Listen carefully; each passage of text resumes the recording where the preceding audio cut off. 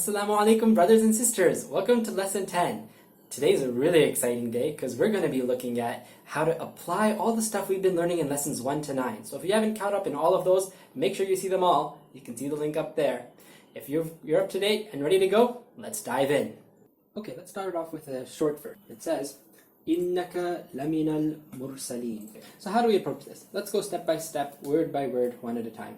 The first word here is innaka. We can recognize that it starts off with inna, which we saw in the last lesson to mean surely, and ka, which is an attached pronoun for you. So innaka we can translate as surely you. Now, lamina. This la looks like it's a prefix, so let's see if we take off the la, do we end up with a whole word? Min is actually one of our prepositions that we looked at. So we can say la is indeed or surely, and min is this preposition from. Finally, we get to this word here, al-mursaleen.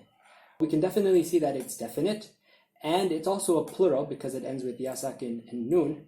In this case, we can recognize the root word here, ra, sin, and lam, as coming from rasul or messenger. In fact, mursaleen does mean messengers, so we can put that translation in. If we put all this together, we get a rough translation, surely you are indeed from the messengers. See, that wasn't so bad. Okay, let's try another one. We have وَإِنَّ عَلَيْكَ لَعْنَتِي إِلَى يَوْمِ الدِّينِ. Again, we're going to go step by step. So wa we recognize as being the word for and. Again, inna is the word for surely or certainly. Alayka. Maybe you'll recognize this word, but let's see if we can break it down. The ka at the end is a dead giveaway that this is an attached pronoun, ka meaning you. So if we take off the ka and look at what's left, alay is actually the preposition ala, which you might recognize as meaning on or upon. So together, alayka means upon you. Now this word here, la'nati, we definitely don't recognize this from any of the words that we've looked at so far. Let's just skip it for now and we'll come back to it.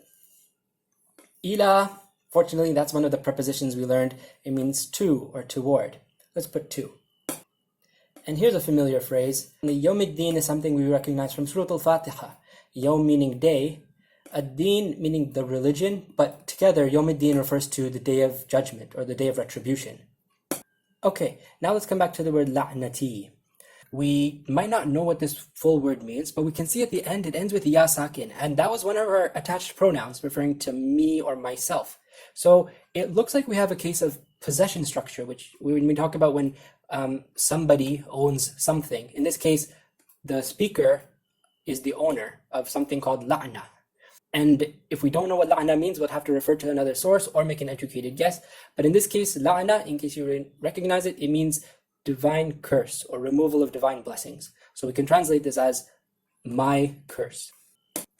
Okay, so putting these all together, and surely upon you is my curse to, or we can now say until the day of judgment. And indeed, this verse is Allah speaking directly to Iblis if we look at the context.